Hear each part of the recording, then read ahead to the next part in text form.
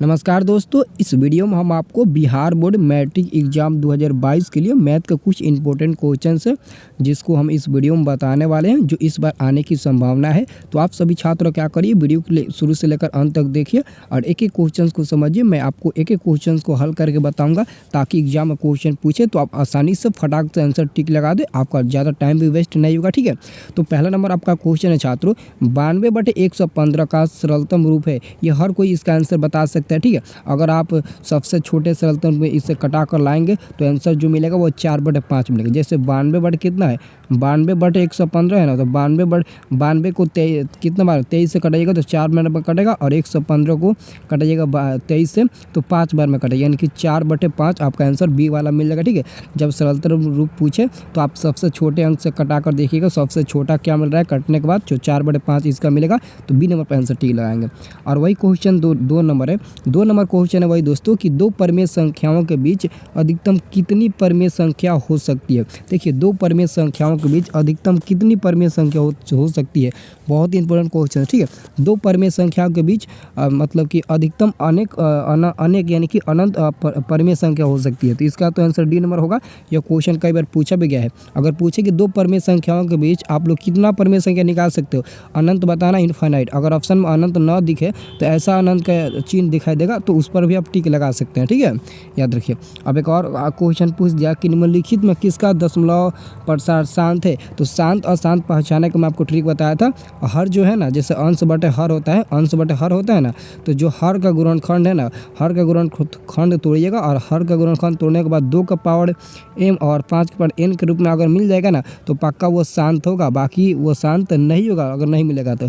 यहाँ पर एक्चुअली में दोस्तों देख सकते हैं, देखिए ये जो ऑप्शन में आपको सी में दिखाई दे रहा है ना 1600, इसी का फैक्टर तोड़िएगा तो 2 का पावर और 5 के पावर के रूप में मिलेगा, बाकी किसी का नहीं मिलेगा। तो यही आपका आंसर आपका हो जाएगा शांत। ये इसका तोड़िएगा तो इसमें 21 है तो 3 भी आ जाएगा, इसमें देखिए 2 भी मिलेगा और 2 के बाद से और 3 भी इसमें मिल जाएगा। ठीक है, और यहाँ पर देखिए यहाँ पर और भी मतलब कि अंक इसमें शामिल हो जाएगा और इसमें भी दोस्तों 11 भी आ जाएगा और 5 भी आ जाएगा और 2 भी आ जाएगा। इसलिए ना ही डी होगा, ना ही बी होगा, ना ही ए होगा, बल्कि होगा तो आपका सी नंबर दशमलव प्रसार शांत होगा, याद रखिए। ठीक है, अगला क्वेश्चन आप देखिए, अगला क्वेश्चन को आप मतलब कि पढ़कर आप इसे आंसर दीजिएगा। बहुपद dy² plus by plus a के शून्यकों का गुणनफल है। तो कितने छात्र क्या करते हैं, फटाक से सी बाई ए पर टिक लगाते थे, ऑप्शन में रहता है तो। लेकिन जो द्विघात बहुपद है उसके अनुसार हमको टिक लगाना है। एक्चुअल में गुणनफल अल्फा इंटू बीटा बराबर सी बाई ए होता है, लेकिन यहाँ पर सी का मान क्या है, सी का मान यहाँ पर ए है, क्या है, ए है, और ए का मान उल्टा दिया है, ए का मान डी दिया है, तो डी दिया है तो ए बट डी कहाँ है, तो ए बट डी आप देख सकते हैं यहाँ पर डी नंबर में आपको मिलेगा। कहाँ पर मिलेगा, डी नंबर में मिलेगा। होगा कि नहीं, एकदम होगा। अगला क्वेश्चन देखिए, √18 का परमीकरण गुणांक है। आप बताइए √18 का परमीकरण गुणांक क्या हो सकता है, कोई सभी लोग बताइएगा, बहुत इंपॉर्टेंट क्वेश्चन है। 5 नंबर क्वेश्चन है, √18 का परमीकरण गुणांक क्या होगा। ठीक है, 5 नंबर क्वेश्चन है। सबसे पहले तो इसका हम निकालेंगे, पहले रूट से बाहर निकालेंगे तो क्या मिलेगा, √18 का परमीकरण गुणांक तो क्या मिलेगा, 18 को तोड़िए तो 2 गुणे 3 मिलेगा, सॉरी 3 गुणे 2 मिलेगा, ऐसा रूट में मिलेगा। तो एक 3 बाहर चला जाएगा, 3 बाहर चला जाएगा तो 3 और √2 मिलेगा। ठीक है, तो √18 का परमीकरण गुणांक, अब इसका आप परमीकरण करिएगा, परमीकरण करिए तो √2/√2, तो इसका परमीकरण करने के बाद देखिए तो इसका जो परमीकरण गुणांक मिलेगा ना यही √2 होगा। ठीक है, तो इसमें √2 का काम करेगा, जो परमीकरण गुणांक है ना वो √2 का काम कर रहा है, तो √2 होगा, √3 नहीं होगा बल्कि √2 होगा। परमीकरण गुणांक पूछे जा रहा है तो परमीकरण गुणांक हम लोग √2 से ना परमीकरण करते हैं तो वही परमीकरण आपका गुणांक कहलाएगा। ठीक है, सबसे छोटी अभाज्य संख्या है, सबसे छोटी अभाज्य संख्या छात्रों 2 होती है। क्या होती है, 2, याद रखना, सबसे छोटी अभाज्य संख्या 2 होती है। ठीक है, और सबसे छोटी भाज्य संख्या 4 होती है। ठीक है, याद रखना। अब यहाँ पर 7 नंबर क्वेश्चन है आपका, यदि a बराबर BQ प्लस R जहाँ a और b धनात्मक पूर्णांक हो तो हो तो क्या होगा, जैसे कि यहाँ पर ए सबसे बड़ा होगा और उसके बाद से बी, उसके बाद से की और उसके बाद से जीरो। ये मतलब कि पहले चैप्टर का ऑब्जेक्टिव क्वेश्चन मैथ का, वास्तविक संख्याएं रियल नंबर्स का पहले ही चैप्टर का ऑब्जेक्टिव क्वेश्चन है, ठीक है। तो इसका हम आंसर देंगे ये वाला बी नंबर, ठीक है। क्यों देंगे बी नंबर, आर का मान कभी भी मतलब कि बी से छोटा होगा। आर का मान जब ये मतलब रूल लागू होगा तो आर का मान कभी भी बी से छोटा होगा, ठीक है। और एचसीएफ आप लोग निकालते हो तो उसमें देखते होंगे कि आर का मान जब तक जीरो प्राप्त नहीं होता तब तक आप प्रक्रिया को दोहराते रहते हो, आगे बढ़ाते लेके चलते हो, ठीक। वैसे ही दोस्तों आर का मान कभी भी आर का मान कभी भी बी से छोटा होता है, ठीक है, याद रखिएगा। यही मतलब कि सत्य है, आर का मान बी से बड़ा नहीं होता है बल्कि क्या होता है, बी से छोटा। अगर ऑप्शन में ऐसा भी रहे ना, zero less equal to r और ऐसे रहे तब भी आप उस पर टिक लगा सकते हैं, क्योंकि आर का मान जीरो या जीरो से बड़ा और बी से छोटा होता है। जैसे मान लेते हैं अगर पूछेंगे हम जीरो और 3 के बीच में बता सकते हैं आर का मान क्या होगा, तो एक जीरो भी होगा और एक भी होगा, दो भी होगा, लेकिन 3 नहीं होगा क्योंकि 3 से छोटा कह रहा है, इसलिए हम आंसर हम बी सी वाले पर टिक लगाएंगे, ठीक है। कोई भी अगर पूछे तो आप लोग बता देना, ठीक है। इसका आंसर हम लोग सी नंबर पर ही टिक लगाएंगे, ठीक है। कोई भी क्वेश्चन डाउट है तो कमेंट करके हमें बता दीजिएगा, ठीक है। 8 नंबर क्वेश्चन है, निम्नलिखित में कौन परिमेय संख्या है। निम्नलिखित में कौन परिमेय संख्या, तो देखिए एक परिमेय और एक अपरिमेय संख्याओं का जोगफल अपरिमेय ही होता है। अगर रूट बी में रूट 7 है तो ये अपरिमेय हो जाएगा। रूट 8 है तो इसका गुणनखंड, इसका फैक्टर भी तोड़ेंगे तो एक रूट में आएगा और एक रूट से बाहर आएगा, तो एक परिमेय होगा और एक अपरिमेय संख्या का गुणनफल भी अपरिमेय ही होता है।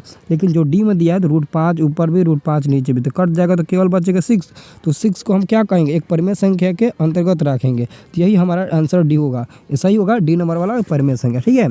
अब देखिए क्वेश्चन है 9 नंबर, द्विघात बहुपद x square plus 12x plus 35 के शून्यक है, दोनों ऋणात्मक होंगे, दोनों धनात्मक या फिर दोनों बराबर या फिर एक धनात्मक तथा दूसरा ऋणात्मक, यानी कि आप कैसे निकालिए, सबसे पहले आप उसका फैक्टर निकालिए। फैक्टर तोड़िएगा x square plus 12x plus 35, तो क्या रखकर तोड़िएगा, एक्स स्क्वायर 7 5 रखिए, 7x प्लस 5x, ठीक है, और प्लस 35। सबसे पहले तो हम देखेंगे इसमें एक भी माइनस का चिन्ह नहीं दिखाई दे रहा होगा, एक भी माइनस का चिन्ह नहीं है। इसका मतलब कि जो हमारा x का मान मिलेगा दोनों माइनस में मिलेगा। क्या मिलेगा, x का जो मान मिलेगा ना दोनों माइनस में, यानी कि दोनों ऋणात्मक मिलेगा। आंसर क्या होगा, ये बी नंबर वाला आंसर हो जाएगा, ठीक है। दोनों ऋणात्मक होगा, दोनों यानी कि माइनस में हमारा मान मिलेगा, ठीक है। अगला क्वेश्चन, निम्नलिखित में कौन अपरिमेय संख्या है। तो अपरिमेय संख्या जिसका मतलब कि हम फैक्टर तोड़ेंगे अगर रूट से वो बाहर निकल जाएगा वो परिमेय होगा, और जो नहीं निकलेगा वो अपरिमेय होगा। जैसे कि 121 का क्या होगा, 11 हो जाएगा। 196 का क्या होगा, 14 हो जाएगा। 289 का क्या हो जाएगा, 289 का 17 होगा कि नहीं होगा, ठीक है। तो ये 17 ही ना होगा, जी बिल्कुल 17 ही होगा, ठीक है। 289 का 17 हो जाएगा। अब देखिए 27 है तो इसका हम 3 रूट 3 निकालेंगे बाहर, तो 3 रूट 3 बचेगा। तो एक परिमेय होगा और एक अपरिमेय, और इन दोनों का गुणनफल क्या होता है, हमेशा अपरिमेय होता है। तो इसका हम आंसर क्या टिक लगाएंगे, ये डी सी नंबर वाला टिक लगाएंगे, क्या सी नंबर वाला, क्योंकि रूट 27 एक अपरिमेय संख्या है, ठीक है, याद रखिए। अगला क्वेश्चन देख सकते हैं 11 नंबर, बहुपद y 5y² माइनस 25 के शून्यक है। तो 5y² बराबर में 25 उधर ले जाइए, माइनस है तो उधर जाएगा तो प्लस हो जाएगा। 5 से 25 5 बार में कटेगा, इसलिए y बराबर क्या होगा, y बराबर क्या होगा, plus minus on the root 5 होगा, हाँ जी बिल्कुल plus minus on the root 5 होगा, यानी कि एक रूट में प्लस मिलेगा और एक माइनस में रूट 5 मिलेगा। यानी कि देखिए ये जो देखिए आप ध्यान से देखिएगा ऑप्शन नंबर सी में, तो एक प्लस में रूट 5 है और एक माइनस में रूट 5 है। तो 11 का आंसर आपका सी नंबर वाला होगा। क्या होगा, सी नंबर वाला होगा कि नहीं, बिल्कुल होगा। अब देखिए 12 नंबर क्वेश्चन आपका कहता है, कोई भी क्वेश्चन डाउट हो ना तो आप पहले हमें बता दीजिएगा, ठीक है। और ईमानदारी से आप लोग वीडियो को लाइक करिएगा, ठीक है। और चैनल पर पहली बार आए हैं ना तो चैनल को ज़रूर सब्सक्राइब कर लीजिएगा, क्योंकि इस चैनल पर हम डेली शाम 6 बजे हर सब्जेक्ट का लाइव टेस्ट लेते हैं और रिविज़न भी कराते हैं, ताकि आप एग्जाम में अच्छे से अच्छे नंबर ला सको हर सब्जेक्ट का, ठीक है। कोई भी सब्जेक्ट बाकी नहीं रहता, हर सब्जेक्ट का हम तैयारी कराते हैं, ठीक है। तो आप लोग हमारे चैनल को सब्सक्राइब ज़रूर करिएगा। 12 नंबर प्रश्न है, एक द्विघात बहुपद के शून्यकों का योग तथा गुणनफल क्रमशः 3 तथा -40 है, तो द्विघात बहुपद होगा। तो द्विघात बहुपद का एक सूत्र होता है x square minus alpha plus beta, क्या होता है, अल्फ़ा प्लस बीटा होता है, और यहाँ पर इंटू में एक्स होता है और प्लस अल्फ़ा इंटू बीटा हो जाता है। तो x square alpha plus beta का मान पहले शून्यकों का योग यानी कि 3 दिया है तो -3x हो जाएगा, ठीक है। और अल्फ़ा इंटू बीटा का मान -40 है तो -40 हो जाएगा। एक्स स्क्वायर -3x -40, देखिए तो कहाँ है, एक्स स्क्वायर -3x -40, यहाँ पर आपको ऑप्शन नंबर ए ही में मिल जाएगा, तो यही आपका आंसर भी हो जाएगा, ठीक है। युग्म समीकरण x + 2y = 4 2x + 4y = 8 का हल है। एक हल या फिर दो हल या फिर कोई हल नहीं या फिर अनगिनत हल। बहुत इंपॉर्टेंट क्वेश्चन है, ठीक है। इसको आप अच्छे से देखिएगा, ठीक है, अच्छे से समझिएगा भी, ठीक है। ये बहुत इंपॉर्टेंट क्वेश्चन है, ठीक है। तो इसका मतलब पूरा कितना हल होगा। तो सबसे पहले आप देखिए यहाँ पर 1/2 रखिए इक्वल टू में 2/4 इक्वल टू में 4/8, यानी कि इस कटेगा तो 2 बार में, यह भी कटेगा 2 बार में, यानी कि 1/2 बराबर 1/2 बराबर 1/2, तीनों आपस में बराबर है। तो इसका अनंत हल मिलेगा, अनंत हल यानी कि अनगिनत हल मिलेगा। तो ये आंसर आपका डी नंबर होगा, क्योंकि तीनों बराबर है। तो तीनों बराबर है तो इसका अनगिनत हल मिलेगा। क्या मिलेगा? अनगिनत हल मिलेगा। अगला क्वेश्चन देख सकते हैं, यदि बहुपद x² + ax - b के शून्य एक दूसरे के व्युत्क्रम हो तो b का मान होगा। एक दूसरे के व्युत्क्रम हो तो b का मान क्या होगा? तो जैसे देख सकते हैं एक शून्यक दूसरे शून्यक के शून्यक एक दूसरे के व्युत्क्रम है। तो व्युत्क्रम है तो आपको बताना है किसका? b का मान। तो मान लेते हैं एक अल्फा है और उसका व्युत्क्रम क्या हो जाएगा? 1/बीटा हो जाएगा दूसरे शून्यक का, ठीक है। तो अल्फा इंटू बीटा बराबर क्या हो जाएगा? 1 मिल जाएगा। और अल्फा इंटू बीटा बराबर c/a होता है, c/a बराबर 1 हो जाएगा, ठीक है। होगा कि नहीं? अब देखिए c का मान यहाँ पर क्या मिलेगा? -b मिलेगा और a का मान क्या मिलेगा? a का मान 1 मिलेगा और इक्वल टू में क्या मिलेगा? 1 मिलेगा। तो आप तिरछा तिरछी गुना करिएगा तो b बराबर 1 और इसलिए b बराबर हमारा -1 मिलेगा। -1 मिलेगा कि नहीं? ये b नंबर वाला। तो 14 का आपका राइट आंसर क्या होगा? b नंबर वाला हो जाएगा। अब देख सकते हैं अगला क्वेश्चन, अर्धवृत्त का कोण होता है। तो बहुत ऐसे छात्र अर्धवृत्त का कोण मतलब कि 180 जानते होंगे कि 180 होता है, क्योंकि वृत्त पर बना कोण 360 डिग्री का होता है और आधा करेंगे तो अर्धवृत्त का तो बनेगा ही। तो अर्धवृत्त का कोण 180 डिग्री का कहलाएगा, लेकिन एक्चुअल में ये गलत है। अर्धवृत्त का कोण 180 डिग्री का नहीं बल्कि समकोण बनता है, यानी कि 90 डिग्री का बनता है। तो आंसर याद रखिएगा, अर्धवृत्त का कोण हमेशा 90 डिग्री का ही बनता है, ठीक है। अगला क्वेश्चन है, द्विघात समीकरण ax² + bx + c = 0 तथा जहां a does not equal to 0 के वास्तविक मूल नहीं है, यदि मूल नहीं है यदि तब उसका फार्मूला क्या काम करेगा? जब उसका मूल ही नहीं है तो क्या काम करेगा? तो d का मान मूल नहीं है तो d का मान 0 से छोटा होना चाहिए। क्या होना चाहिए? d का मान 0 से छोटा होना चाहिए, ठीक है।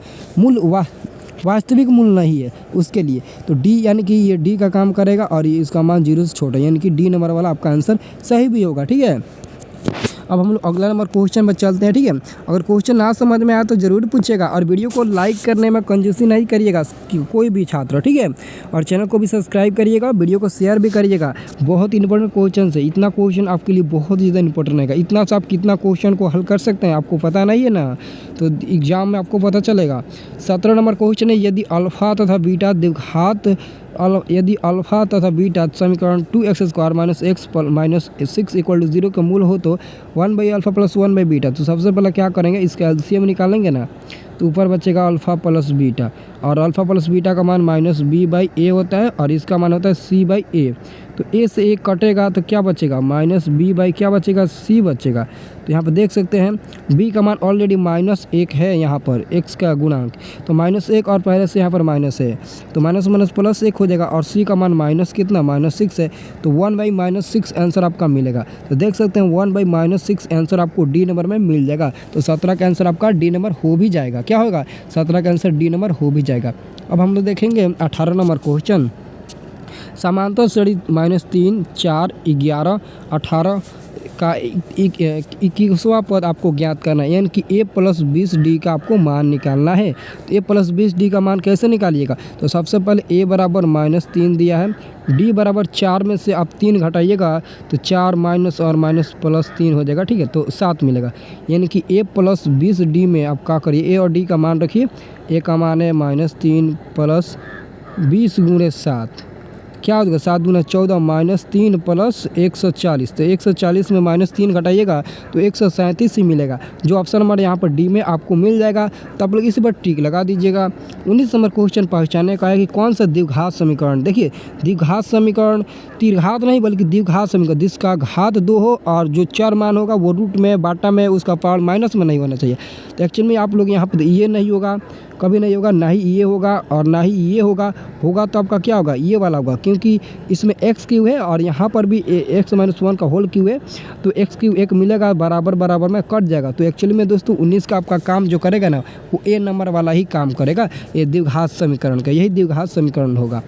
अब हम लोग अंतिम क्वेश्चन पर आए हैं, 20 नंबर क्वेश्चन पर हम लोग आए हैं।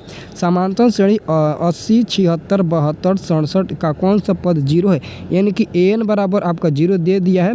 a का मान 80 निकाल लीजिए यहाँ से, और d का मान 76 में से 80 घटाइएगा तो -4 मिलेगा, और n का मान आपको ज्ञात करना है। तो an बराबर फार्मूला होता है a plus n-1 into D.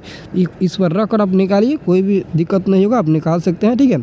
तो रखिए, तो an का मान 0 हो गया, a का मान 80 प्लस n-1 इंटू डी का मान कितना, d का मान -7 मिल जाएगा, -4 मिलेगा, -4, ठीक है। तो क्या करिए, इसको इधर लाइए, -80 और इसको बाटा में कर दीजिए -4 को, इक्वल टू में n-1 हो जाएगा, n-1 हो जाएगा कि नहीं। माइनस माइनस कटेगा, 16 80 कितना बार में कटेगा, 4 दूना 20 बार में कटेगा, 20 चौका 80, और इधर को ये -1 है ना, इधर आकर जुटेगा तो 21 मिल जाएगा, यानी कि 21वां पद मिलेगा बी नंबर वाला, ठीक है। तो 20 का आपका राइट आंसर बी नंबर वाला हो जाएगा। क्या होगा, 20 चौका बी नंबर होगा, ठीक है। देखिए, आप देखिए हल करके देखिए, यही 21वां पद मिलेगा, क्योंकि 80 है ना, तो 80 इधर आएगा तो माइनस हो जाएगा, 76 में से आप 80 घटाइएगा तो -4 मिलेगा, तो -4 बटम होगा, और n- ये हो जाएगा। तो कितना बार में कटेगा, 4 दूना 2 बार में कटेगा, तो 20 प्लस इधर आएगा 1 हो जाएगा, इक्वल टू में, यानी कि n बराबर 21 मिलेगा, 21वां पद। ये आपका बी नंबर वाला एकदम आंसर सही होगा, ठीक है। तो दोस्तों देखिए, तो ये क्वेश्चन आपसे बनने लायक था कि नहीं, एकदम था ना। तो ऐसे ही क्वेश्चन आपके एग्जाम में भी पूछेगा, आप लोग थोड़ा सा भी घबराइएगा ना, और ना ही किसी बात को टेंशन लेना है, और एग्जाम एकदम गर्दा मचा देना है। मैथ में आपको 90+ लाना है, अगर 90+ लाना है तो अभी हमारे साथ जुड़ जाइए, क्योंकि अभी से हम आपको बहुत ही इंपॉर्टेंट क्वेश्चंस देने वाले हैं जो एग्जाम में एकदम आएगा, ठीक है। तो एकदम एग्जाम में आपको गर्दा मचा देना है, तो जल्दी से वीडियो को लाइक कर दीजिए, तो और इस वीडियो को अपने दोस्तों के पास शेयर कर दीजिए, और चैनल को सब्सक्राइब कर लीजिए, ठीक है। और शाम के 6 बजे हमारे साथ जुड़ जाइएगा, ठीक है, शाम के 6 बजे, क्योंकि शाम के 6 बजे लाइव क्लास हम लोग चलाएंगे, और वहाँ पर बहुत ही मजा आएगा। हर क्वेश्चन को अच्छे तरीके से देखेंगे, याद करेंगे, रिविज़न करेंगे, ठीक है, और एकदम गर्दा मचाएंगे, ठीक है। तो चलिए दोस्तों, मिलते हैं नेक्स्ट वाले वीडियो में, ठीक है। तब तक के लिए जय हिंद, जय भारत।